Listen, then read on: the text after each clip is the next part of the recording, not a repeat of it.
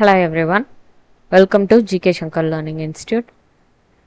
இன்னைக்கு 15 கீழ்கணக்கு நூல்களோட second part பார்த்துட்ருக்கோம். So இதில் இன்னைக்கு பார்க்க போகிற ஃபர்ஸ்ட் நூல் பழமொழி 400. சரிங்களா? இதோட ஆசிரியர் முன்றுரை அரையனார். இவரோட இயற்பெயர் அரையன் அப்படிங்கிறது தான் இவருடைய இயற்பெயர். இவரோட ஊர் முன்றுரை. சரிங்களா? இவரோட காலம் 4ஆம் நூற்றாண்டு. இவரோட சமணம், அதாவது சமயம் சமண சமயத்தை சார்ந்தவர் இவர். இந்த நூல் 34 அதிகாரங்களையும் 400 பாடல்களையும் கொண்ட ஒரு நூல்.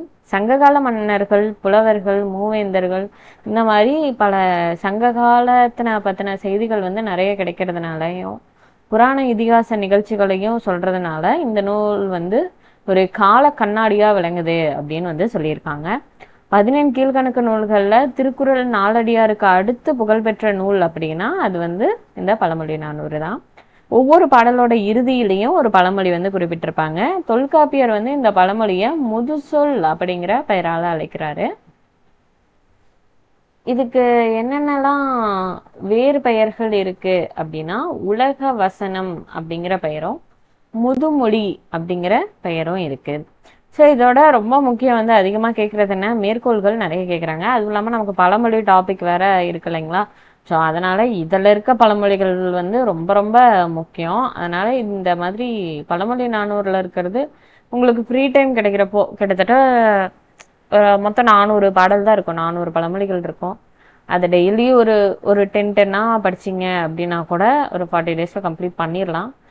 ஸோ அதனால முடிஞ்ச அளவுக்கு அதை டைம் இருக்கவங்க படிக்க ட்ரை பண்ணுங்க. ஓகேங்களா? ஈஸியாக தான் இருக்கும், ரொம்ப கஷ்டமாலாம் இருக்காது, ஈஸியாக தான் இருக்கும். ஆற்றுணா வேண்டுவது இல். சரிங்களா? இப்போ நம்ம அந்த மேற்கோள்கள் பார்க்குறோம். கற்றலின் கேட்டலேன் என்று திங்களை நாய் குறைத்தற்று பாம்பின் கால் பாம்பரியும் முள்ளினால் முள்களையுமாறு கைக்கு ஓர்கள் முறைக்கு முப்பு இளமைகள். அடுத்து அணியெல்லாம் ஆடையின் பின் கடன் வேண்டும் செய்வார் கடன். அந்த கற்றலின் கேட்டலின் நன்று இருக்கலையா, அதோட முன்னாடி லைன்ஸ் கொடுத்துருக்காங்க. தனிமரம் காடாதல் இல். அடுத்தது நிறைகுடம் நீர் ததுமல் இல் நுணலும் தன் வாயால் கெடும் அப்படின்னு கொடுத்துருக்காங்க. அடுத்து புக்கில் கொடுத்துருக்க ஒரு 2 பாடல் விளக்கியிருக்காங்க.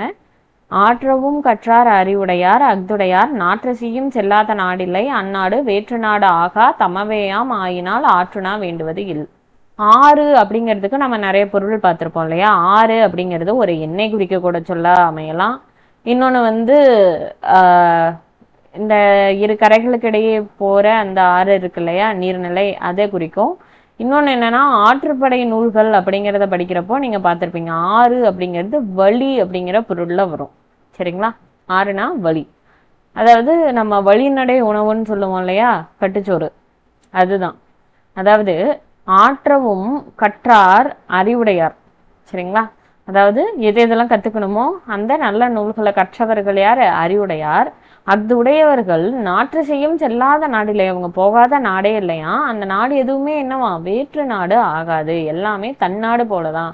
அறிவுடையோருக்கு எல்லா நாட்டிலையுமே சிறப்பு இருக்கு இல்லையா, தன்னாட்டில் மட்டும் சிறப்பு இல்லை, எல்லா நாட்டுக்கும் சிறப்பு இருக்கு. அதனால எல்லா நாடுகளும் தன்னதோட தான். அதனால வழிநடை, ஒரு தன்னோட ஊர்ல இருந்து வேற்றொரு ஊருக்கு போனாதானே அவங்களுக்கு வழிநடை உணவு தேவை, ஆற்றுணா தேவை. ஆனா இப்ப எல்லா நாடும் அவனோடது போலதான், அறிவுடையவருக்கு அவ்வளவு மதிப்பு அப்படிங்கிறப்போ ஆற்றுணா வேண்டுவது இல், தேவையில்லை அப்படின்னு சொல்றாங்க. அதுதான் இங்க பொருளா கொடுத்திருக்காங்க. கற்க வேண்டிய நூல்களை நிறைவாக கற்றவர் அறிவுடையர் ஆவர். அவருடைய புகழ் 4 திசைகளிலும் பரவும். அவருடைய புகழ் பரவாத நாடில்லை. அந்த நாடுகள் எல்லாம் வேற்று நாடுகள் இல்லை, தம்முடைய நாடுகளே. எனவே அந்நாடுகளுக்கு செல்லும் போது வழிநடை உணவை அவர் எடுத்து செல்ல வேண்டிய தேவையில்லை அப்படின்னு கொடுத்துருக்காங்க. அடுத்து இதோட சொற்பொருள் பார்த்துக்கோங்க. சரிங்களா? ஆற்றுணா, ஆறு கூட்டல் உணா. ஆறுனா வழி, உணா அப்படின்னா உணவு. ஆற்றுணா வேண்டுவது இல் என்பது இதற்கு கற்றவனுக்கு கட்டுச்சோறு வேண்டா அப்படிங்கிறது தான் பொருள். நம்ம வழக்கமா அதை தான் சொல்றாங்க. அடுத்து இருக்கிறதும் நம்ம புக்ல பாக்குறது தான். மாறி ஒன்று இன்றி வரந்திருந்த காலத்தும் பாரி மடமகள். பான்மகற்கு நீருளையுள் பொன் திறந்து கொண்டு புகாவா நல்கினா நல்கினால் ஒன்றுரா முன்றிலோ இல். இதுதான் பழமொழி. அதாவது ஒன்றுமில்லாத வீடு எதுவும் இல்லை அப்படிங்கிறது பழமொழி. பாரிகை மடமகள் நம்ம இந்த சிவாஜியோட அந்த படத்துல பார்த்திருப்போம் இல்லையா, அங்கவை சங்கவை இது இது தனி தமிழ் பெயர்டா அப்படின்னு சாலமன் பாப்பையா சொல்வார் இல்லையா, அந்த அங்கவை சங்கவை தான் யாரு, பாரியோட மகள்கள். சரிங்களா? ஸோ இந்த மாதிரி மழையின்றி வறட்சி நிரவிய காலத்திலையும் பாரியோட மகளிரான அங்கவை சங்கவை இவங்க அவங்க கிட்ட பாணர்கள் இறந்து நிற்கிறாங்க. அப்ப பாரி மகளிர் உலை நீரில் பொன்னிட்டு அவர்களுக்கு தந்தனர். அதனால பொருளேதும் இல்லாத வீடு எதுவும் இல்லை அப்படிங்கிறத நம்ம இதுல இருந்து தெரிஞ்சுக்கலாம். இப்போ ஒன்றுரா முன்றிலோ இல். சரிங்களா? ஒன்றுமில்லாத வீடு எதுவும் இல்லை என்பது இதன் பொருள். அதை பார்த்துக்கோங்க.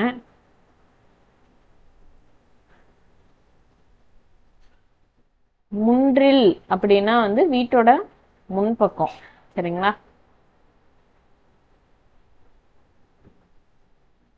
அடுத்து சிறுவஞ்ச மூலம். அது பார்க்கறதுக்கு முன்னாடி கொஞ்சம் இதுல இருக்க சில எக்ஸாம்பிள்ஸையும் நம்ம பார்த்துக்கலாம். எக்ஸாம்பிள்ஸ் மீன்ஸ் உன்னை பார்த்தோம் இல்லையா மேற்கோள்கள், அந்த மேற்கோள்கள் இன்னும் ஒரு சில முக்கியமான மேற்கோள்கள் ப்ரீவியஸ் இயர் எக்ஸாம்ல கேட்டதற்கு அதையும் கொஞ்சம் பார்த்துக்கலாம். சரிங்களா? அதுல ஃபர்ஸ்ட் ஞாயிற்றை கைமறைப்பார் இல். ஞாயிற்றை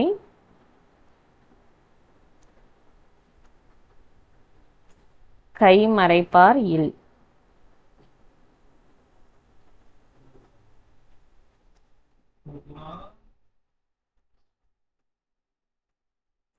ஞாயிற்றை கைமறைப்பார் இல். இது கவர்மெண்டோட எலிஜிபிலிட்டி டெஸ்ட் கேட்பாங்க இல்லையா, ஸோ அந்த மாதிரி ஒரு எக்ஸாமோட எலிஜிபிலிட்டி டெஸ்ட்ல கேட்ட ப்ரீவியஸ் இயர் கொஸ்டின் இது. பழமொழிகள் டாபிக் அப்போ நான் இதை எக்ஸ்பிளைன் பண்ணியிருப்பேன் இந்த கொஸ்டினை.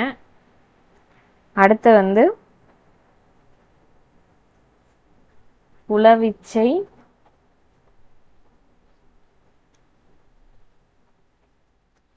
கல்லாமல்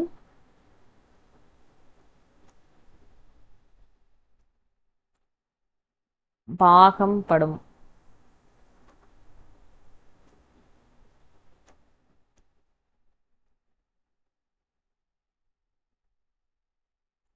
அடுத்தது இன்னொன்னு, இது கேள்விப்பட்டிருப்பீங்க, அரிமடமும்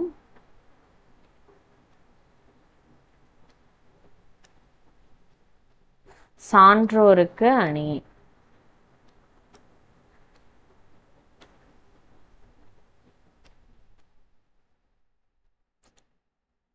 இதுக்கு நாம இந்த மயிலுக்கு போர்வை போத்திய பேகன் இருக்காரு இல்லையா, அவரை எக்ஸாம்பிளா கூட சொல்லலாம்.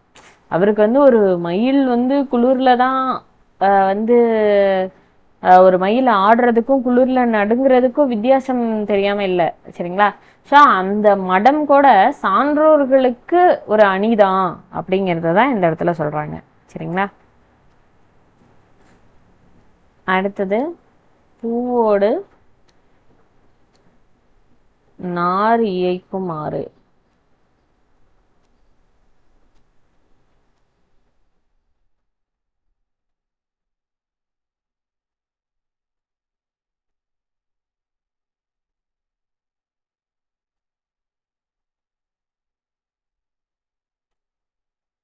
அடுத்து ஐரை இட்டு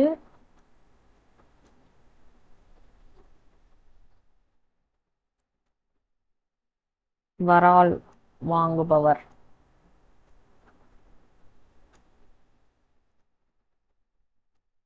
இதை நோட் பண்ணிக்கோங்க. அடுத்து இருதலை கொல்லி அப்படிங்கிற வார்த்தையை நீங்க கேள்விப்பட்டிருப்பீங்க. சரிங்களா? அதுவுமே பழமொழி நானூர்ல வரதுதான். சரிங்களா?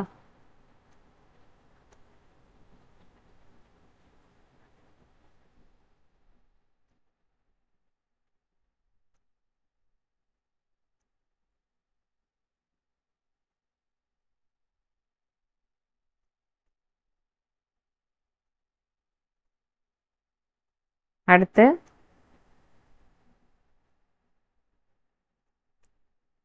இறை தோறும் ஊரும் கிணறு அப்படின்னு வரும்.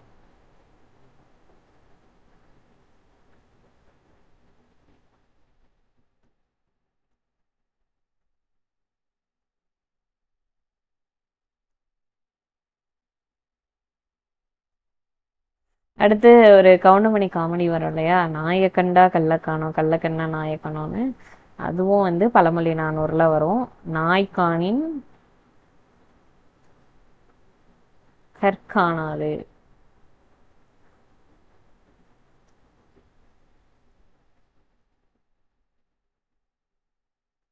இதுவும் வந்து ஒரு பழமொழி தான்.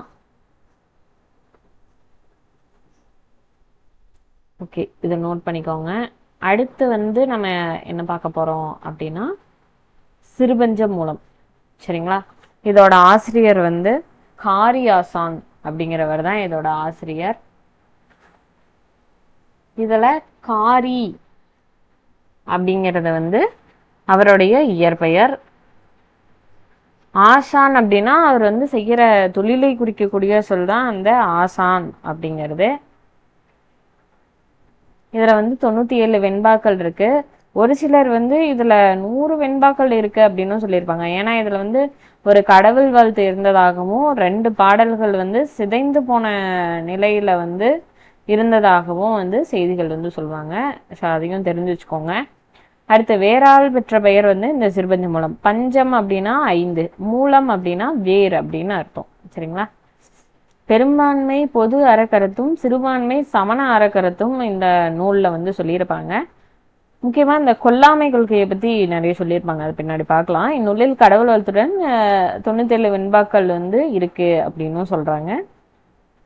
அடுத்து வந்து மதுரை தமிழாசிரியர் மாக்காயனாரின் மாணவர் அப்படிங்கிற என்ன அப்படின்னு சிறப்பு பயிரம் வந்து சொல்லுது. கனி மேதாவியாரும் இந்த காரியாசனும் ஒரு சாலை மாணவர்கள் ஒன்னா பயின்றவங்க அப்படின்னு வந்து சொல்றாங்க.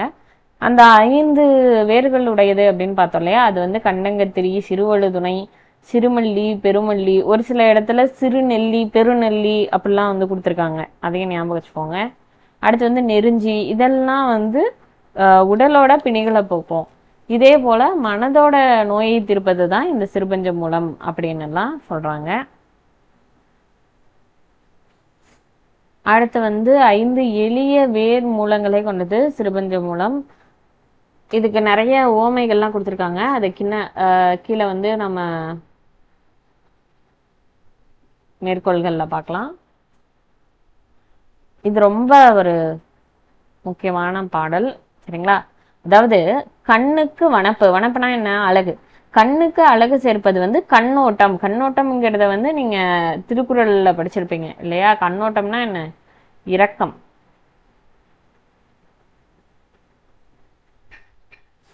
கால் வனப்பு செல்லாமை. சரிங்களா? அதாவது காலுக்கு அழகு எதுவும், கண்ணுக்கு அழகு இரக்கம் கொள்ளுதலாம். காலுக்கு அழகு வந்து பிறரிடம் இறந்து செல்லாமை, இன்னொருத்தங்க கிட்ட இறந்து பொருள் வாங்குறது இருக்கு இல்லையா, அது. என் வனப்பு அத்துணையாம். சரிங்களா? அத்துணையாம் என்றுரைத்தல். அதாவது ஆராய்ச்சியோட அழகு என்னன்னா தன்னோட முடிவை வந்து துணிந்து உரைத்தல். அடுத்து வந்து பண் வனப்பு, இசைக்கு வனப்பு கேட்டார் நன்றென்றல், அதை கேட்பவர்கள் வந்து நல்லது அப்படின்னு புகழ்றது. கிளர் வேந்தன் தன் நாடு ஆட்டான் நன்றென்றால் வனப்பு. அதாவது அரசனுக்கு வந்து என்ன வனப்பு அப்படின்னா குடிமக்களை வருந்தாமல் வாட்டான், தன்னாடு வாட்டான் அப்படிங்கிற அந்த காப்பவன் அப்படிங்கிற அப்படின்னு மற்றவங்க அவங்க நாட்டில் இருக்கவங்க சொல்றதுதான் அதுக்கு வந்து வனப்பு அப்படின்னு சொல்றாங்க. அடுத்து வந்து கண்ணோட்டம் அப்படின்னா இரக்கம் கொள்ளுதல், வனப்பு அப்படின்னா அழகு, என் வனப்பு அப்படின்னா ஆராய்ச்சியின் அழகு. அடுத்து வந்து வேந்தன்னா அரசன், அதை பார்க்குறோம். இது வந்து புக்ல பார்த்துருப்பீங்க. பூவாது காய்க்கும் மரம் இருக்கு. சரிங்களா? அதே போல நன்றறிவார் மூவாது மூத்தவர் நூல்வல்லார் தாவா விதையாமை நாறுவ ஊத்துட மேதைக்கு உரையாமை சொல்லும் உணர்வு அப்படிங்கிறது தான் ரொம்ப முக்கியமான ஒரு லைன். அதாவது பூக்காமலே சில மரங்கள் வந்து காய் காய்க்கும். இது போல நன்மை தீமைகளை நன்கு உணர்ந்தவங்க எப்படி இருப்பாங்களாம், வயதில் இளையதவராக இருந்தாலுமே மூத்தாரோட வைத்து எண்ணத்தக்கவர் ஆவார் அப்படின்னு சொல்றாங்க. இதுக்கு வந்து என்ன எக்ஸாம்பிள் சொல்றாங்க, ஓமையா என்ன சொல்றாங்க அப்படின்னா, பாத்தி அமைத்து விதை விதைக்காமலே தானே முளைத்து வரும் விதைகள் இருக்கு இல்லையா, அதே போல மேதைகள் என்ன பண்றாங்க, பிறர் உணர்த்தாமல் தானே வந்து அதை வந்து உணர்ந்துக்குவாங்க அப்படின்னு சொல்றாங்க. ஸோ இந்த இதை எடுத்துக்கிட்டோம்னா, கொல்லாமை அப்படிங்கிறது தான் சமண சமயத்தோட ஒரு முக்கியமான கருத்து. என்ன அப்படின்னா கொல்லாமை. இந்த கொல்லாமையை வலியுறுத்துற ஒரு பாடல் வந்து இருக்கு இதுல. அதுல ஒரு 2 லைன் மட்டும் கூட நோட் பண்ணிக்கோங்க. கொன்றவன்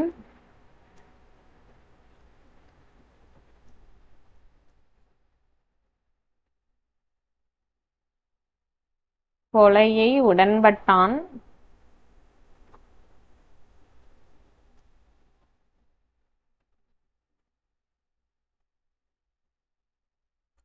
கொலையை உடன்பட்டான் கோடாது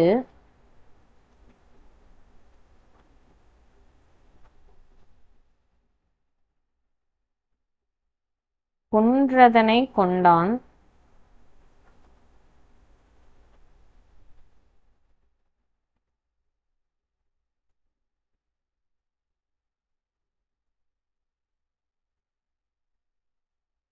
கொன்றதனை கொண்டான் கொளிக்குங்கால்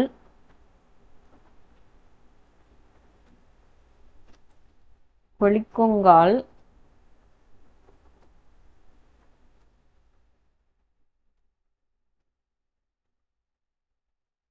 கொன்றதனை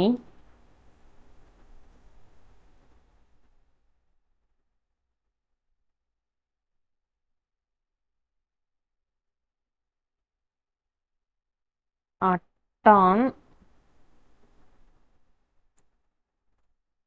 இட உண்டான் இட உண்டான் ஐவரினும்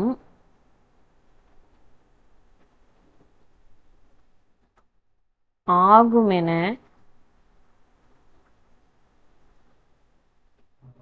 ஆகுமென கட்டெறிந்த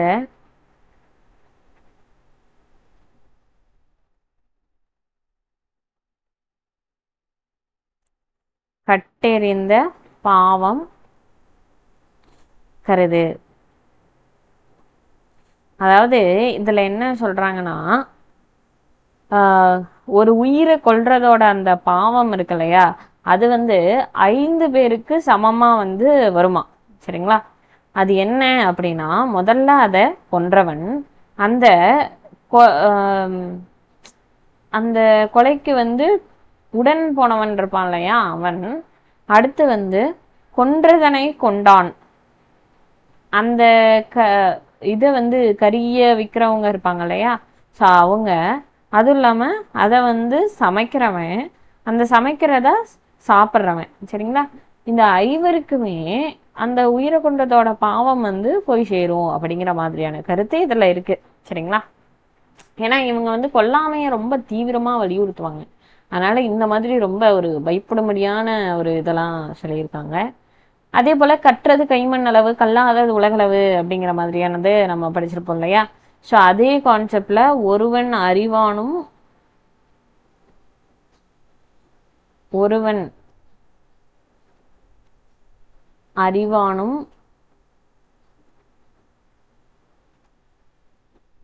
ஒருவன் அறிவானும் எல்லா யாதொன்றும்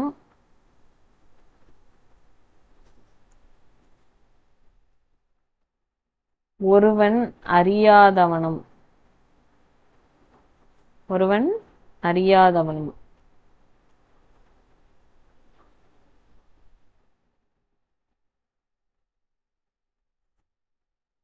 ஸோ இப்படின்னு இன்னும் ஒரு 2 லைன் வரும் கடைசியா.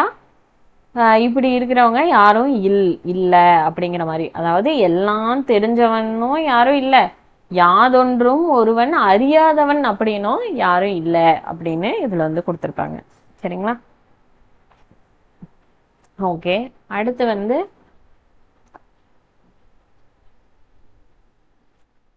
முதுமொழி காஞ்சி இந்த நூல் வந்து பார்க்கலாம். மதுரை கூடலூர் கிழார் அப்படிங்கிறவர் தான் இதோட ஆசிரியர். ஊர் வந்து கூடலூர், காலம் 5ஆம் நூற்றாண்டு, பாவகை வந்து குறள் தாளிசை, குறள் வெண் செந்துரை. அடுத்து மூத்தோர் சொல், முதுமொழி அப்படின்னா மூத்தோர் சொல். காஞ்சி அப்படின்னா நிலையாமை அப்படிங்கிற பொருளை குறிக்கும். பெண்கள் வந்து இடுப்பில் அணிவது இந்த காஞ்சி அப்படிங்கிற மாதிரியான ஒரு பொருளும் இருக்கு. அதை வந்து நோட் பண்ணிக்கோங்க. ஓகே, இதுல மொத்தம் எத்தனை பாடல்கள்னா 100 பாடல்கள், மொத்தம் 10 அதிகாரம். ஒரு அதிகாரத்துக்கு 10 விதம், மொத்தம் 100 பாடல்கள் இருக்கு. அறிவுரை கோவை, அதுக்கப்புறம் ஆத்திச்சூடியின் முன்னோடி, இப்படியெல்லாம் இதுக்கு வந்து நிறைய பெயர்கள் இருக்கு. அறவுரை கோவை அப்படின்னும் சொல்லுவாங்க.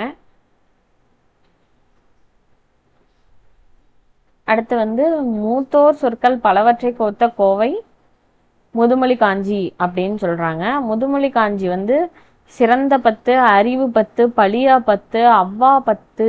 இந்த அவ்வா 10க்கு பதிலா துவா 10 அப்படின்னு கொடுத்துருக்காங்க. ஒரு சில இடத்துல செவ்வா 10 அப்படின்னு கொடுத்துருக்காங்க. ஸோ இது கொஞ்சம் கன்ஃபியூஷனாக தான் இருக்கு, பார்த்துக்கோங்க எல்லாமே. அல்ல 10, அல்லை 10னும் சொல்லலாம், இல்லை 10 அப்படின்னும் சொல்றாங்க. பொய் 10, எளிய 10, நல்கூர்ந்த 10, தண்டா 10 அப்படின்னு 10 அதிகாரங்களை வந்து கொண்டிருக்கு. அதாவது இது எப்படி இருக்குன்னா, அது எப்படி முடியுது? இப்ப தண்டா 10 அப்படின்னா தண்டான் தண்டான், அதாவது ஓங்கல் வேண்டுவோன் உயர்மொழி தண்டான், வீங்கால் வேண்டுவோன் பல்புகள் தண்டான், கற்றல் வேண்டுவோன் வழிபாடு தண்டான், நிற்றல் வேண்டுவோன் தவஞ்செயல் தந்தான், இப்படிங்கிற மாதிரி அந்த தண்டான் அப்படின்னு முடியும். இந்த மாதிரி ஒவ்வொன்றும் எப்படி முடியுது அந்த ஈற்றுச்சொல்லை வச்சு இது வந்து இப்படி பிரிச்சிருக்காங்க. சரிங்களா? உலகியல் உண்மைகளை ஒரு தெளிவாக எடுத்து என்கிற நூல் இது. இது வந்து நிலையாமை பற்றி காஞ்சி துணையின், அதாவது காஞ்சி துணையோட ஒரு துறையா வந்து இருக்கு அப்படின்னு சொல்றாங்க. இதை வந்து புறப்பொருள் வெண்பா மாலை நூல்லையே வந்து சொல்லியிருப்பாங்க. அது ரொம்ப முக்கியம். பலர் புகழ் புலவர் பண்ணின தெரியும் உலகியல் பொருள் முடிவு உணர கூறின்று அப்படின்னு இதோட துறைகள்ல ஒன்னா இதை வந்து எடுத்திருப்பாங்க. அது ரொம்ப முக்கியம். அடுத்த அதிகார தொடக்கம், ஒவ்வொரு அதிகாரத்திலும் பாட்டின் முதல் வரி, எல்லா பாட்டோட முதல் வரியும் ஆறுகளி உலகத்து மக்கட்கெல்லாம் அப்படிங்கிற ஒரு லைனோட தொடங்கும். அது ரொம்ப முக்கியம். ஓகே, அந்த மேற்கோள்கள் பார்த்துக்கோங்க. ஆறுகளி உலகத்து மக்களுக்கெல்லாம் சீதலில் சிறந்தென்று ஒழுக்கமுடைமை, காதலில் சிறந்தென்று கண்ணெஞ்சப்படுதல், மேதையில் சிறந்தென்று கற்றது மரமாவை, வன்மையில் சிறந்தென்ற வாய்மை உடைமை, இளமையில் சிறந்தென்று மெய்ப்பினியின்மை, நலனுடைமையின் நாணு சிறந்தன்று, குலனுடைமையின் கற்பு சிறந்தன்று, கற்றலின் நன்று கற்றாரை வழிபடுதல், செற்றாரை செலுத்தலில் தற்செய்கை சிறந்தன்று, முன்பெரு கலன்பின் சிறுகாமை சிறந்தன்று. இதுக்கெல்லாம் அர்த்தம் கீழே கொடுத்துருப்பாங்க. கற்றலை விட சிறந்தது ஒழுக்கமுடைமை, அது ரொம்ப முக்கியம். அன்பு கடத்தலை விட சிறந்தது போற்றும்படி நடத்தல், அறிவு நுட்பத்தை விட சிறந்தது கற்றது மறவாமை, வளமான வாழ்க்கையை விட சிறந்தது எது அப்படின்னா வாய்மையுடைமை, இளமையை விட சிறந்தது நோயற்ற வாழ்வு, அழகை விட சிறந்தது நாணுடைமை, குலப்பெருமையை விட சிறந்தது ஒழுக்கமுடைமை, சிறந்த நூல்களை விட சிறந்தது பெரியோரை பின்பற்றுதல், தண்டிப்பதை விட சிறந்தது நன்மை செய்தல், பெருகிய செல்வத்தை விட சிறந்தது குறையாமல் காத்தல் அப்படின்னு மேல இருக்கிறது கீழே வந்து அர்த்தம் சொல்லியிருக்காங்க. அதை பார்த்துக்கோங்க. இன்னும் ஒரு 2 லைன் ஞாபகம் வச்சுக்கோங்க. நேராமல்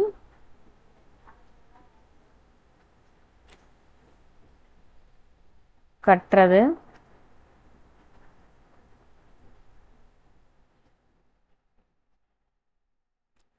கல்வி அன்று.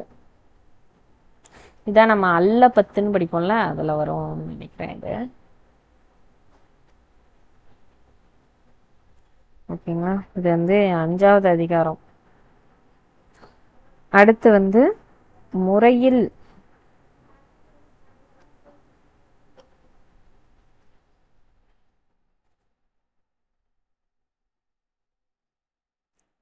அரசன்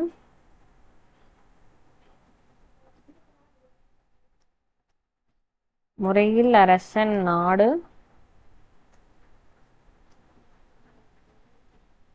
நல்கூர்ந்தவை. இது நம்ம நல்கூர்ந்த 10 அதில் வரும். சரிங்களா? இந்த 2 லைன் ஞாபகம் வச்சுக்கோங்க. ஓகே, அடுத்து வந்து ஏலாதி. ஏலாதியோட ஆசிரியர் கனிமேதாவியார். இவர் வந்து கடைச்சங்க காலத்தை சேர்ந்தவர், கிபி 5ஆம் நூற்றாண்டு. இவர் வந்து 2 நூல் இயற்றியிருக்காரு. திணைமலை 150 அதுவும் இவர் தான் இயற்றிருப்பாரு, ஏலாதியும் இவர் தான் இயற்றியிருக்காரு. அடுத்தது இது பாவகம் சிறப்பாயிரம் தற்சிறப்பாயிரம் உட்பட 81 வெண்பாக்கள் இருக்கு. சிறப்பு பெயர் கனிமேதையர் அப்படின்னு சொல்றாங்க. 4 அடிகள்ல 6 அறக்கருத்துக்களை சொல்லுது. இந்த 6ங்கிறது தான் ரொம்ப முக்கியம். நான் நேற்றே, அதாவது ஃபர்ஸ்ட் கிளாஸ்லேயே சொல்லியிருப்பேன். ஏலாதி அப்படிங்கிறதுனால இப்போ திரிகடுகம்னா 3, சிறுபஞ்ச மூலம்னா 5, அது போல ஏலாதினா 7ன்னு சொல்லிடக்கூடாது. ஏலம் முதலான மருந்து பொருட்களோட தொடங்குறதுனால தான் அது ஏலாதின்னு சொல்றோம். இதெல்லாம் 6 அறக்கருத்துக்கள் வந்து நிறைஞ்சிருக்கும். சரிங்களா? இது வந்து தமிழருக்கு ஒரு அருமருந்து போன்றது அப்படின்னு சொல்றாங்க. சமண சமயத்தின் கொல்லாமை கொள்கையை ஏலாதியில வந்து சொல்லியிருக்காங்க இதுலயும். ஓகே, அந்த 6 இது பார்த்துக்கோங்க. ஏலம், சிறுநாவற்பூ, லவங்கம், திப்பளி, மிளகு, சுக்கு. சரிங்களா? இது வந்து உடற்பிணியை போக்குறதுக்கு இந்த மருந்து இருக்கும். இதே போல இந்த நூலை கற்போரோட அறியாமையை வந்து இந்த நூலை அகற்றும்னு சொல்லியிருக்காங்க. 9 என்ற எண்ணை தொண்டு குறிப்பிட்டவர் வந்து, அதாவது 9 அப்படிங்கிற எண்ணை தொண்டு அப்படின்னு சொன்னவர் வந்து கனிமேதாவியார். சரிங்களா? அது ரொம்ப முக்கியம். இதில் பாருங்க, வணங்கி வழிகளுக்கி மாண்டார் சொல் கொண்டு நுணங்கி நூல் நோக்கி நுழையாய் இணங்கி பால் நோக்கி வாழ்வான் பழியில்லா மண்ணாய் நூல் நோக்கி வாழ்வான் நுனித்து அப்படிங்கிற ஒரு பாடல் அடி வந்து கொடுத்துருக்காங்க. சரிங்களா? அதாவது பிறருக்கு பணிந்தும் நல்வழியில் நடந்தும் மாண்புடைய சான்றோர் அறிவுகளை பின்பற்றியும் நுண்ணறிவு நூல்களை ஆராய்ந்தும் அவை நவிலும் மன்னம் வாகும் பழியில்லா மன்னன்னா நூல்கள் எல்லாம் போற்றும்படி வாழ்வான் அப்படின்னு வந்து ஏலாதி வந்து சொல்லியிருக்கு. இங்க மேல நம்ம பார்த்தோம் இல்லையா,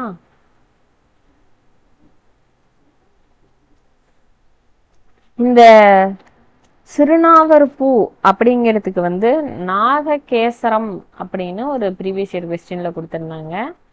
நாககேசரம், அதையும் வந்து நோட் பண்ணிக்கோங்க. அடுத்தது இதுல நிறைய நல்ல நல்ல பாடல்கள் இருக்கும். அதே போல இந்த நூல்ல வந்து பிறப்பு அப்படிங்கிறது 9 வகையால் உண்டாகிறது அப்படிங்கிற மாதிரி ஒரு செய்தி கொடுத்துருப்பாங்க. அதை நோட் பண்ணிக்கோங்க. சரிங்களா? அப்புறம் இன்னொரு ஒரு நல்ல ஒரு பாடல் இருக்கும், காலில்லார். இதையும் நோட் பண்ணிக்கோங்க, ஈஸியான பாடல் தான். காலில்லார், கண்ணில்லார்,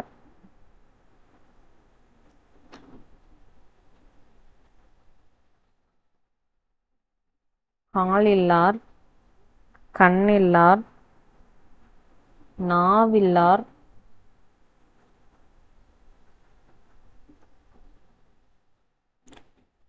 யாரையும்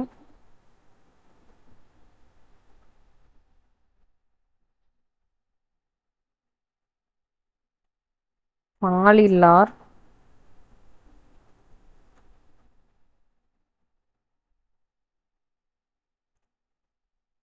பற்றிய நூலில்லார்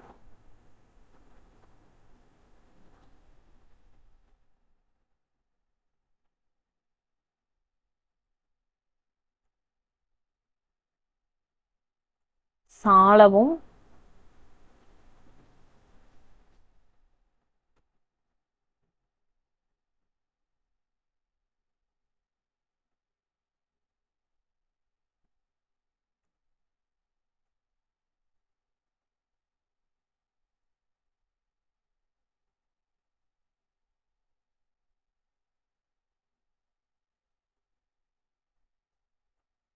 ஊன் அமைத்தார்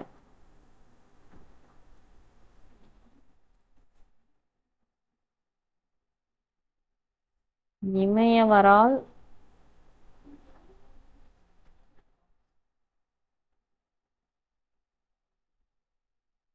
வீழ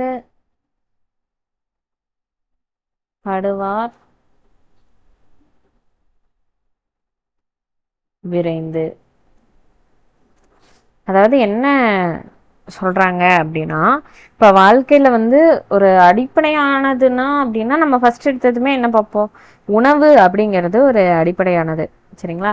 இந்த உணவு அப்படிங்கிறத பெற வழி இல்லாத இந்த காது இல்லாதவங்க, கண் இல்லாதவங்க, அதாவது பேச முடியாதவங்க இருக்காங்க இல்லையா? ஸோ அவங்க, அதுக்கப்புறம் வந்து எந்த ஒரு ஆதரவும் இல்லாதவங்க, இந்த மாதிரி இந்த கல்வி அறிவில்லாதவங்க, இந்த மாதிரி இருக்கவங்களுக்கு வயிறு நிறைய நம்ம வந்து உணவிட்டோம் அப்படின்னா அவங்களாம் தேவர்களால போற்றப்படுவாங்க அப்படின்னு சொல்றாங்க. சரிங்களா? ஸோ இது வந்து ஒரு நல்ல பாடல், அதை ஞாபகம் வச்சுக்கோங்க. அடுத்து கைநிலை. ஆசிரியர் மாரோக்கத்து முள்ளி நாட்டு நல்லூர் காவிதியார் மகனார் புள்ளங்காடனார். சரிங்களா? அவர் தான் இவரு. பாடல் வந்து 5 அகத்திணைகளுக்கும், அதாவது ஒரு திணைக்கு 12 பாடல் வீதம் 60 பாடல்கள் பாடியிருப்பாங்க. இதுல வந்து நிறைய பாடல்கள் வந்து சிதஞ்சிருச்சு. இப்ப வந்து ஒரு 43 பாடல்கள் வெண்பாக்கள் இருக்கு அப்படின்னு சொல்லியிருக்காங்க. வடசொல் கலப்பு மிகுந்த நூலாக இது வந்து இருக்கு. ஆசிரியர் பாண்டியலை தென்னவன் கொற்கை அப்படிங்கிற தொடரால குறிப்பிடுறாரு. அடுத்தது வந்து ஐந்திணை இலக்க நிலை என கூறும் நூல் என்னும் பொருளில் கைநிலை அப்படிங்கிற பெயர் பெற்றது அப்படின்னு சொல்றாங்க. சரி, இதை பார்த்துக்கோங்க. இதோட 15 கீழ்கணக்கு நூல்கள் பார்த்துருக்கோம்.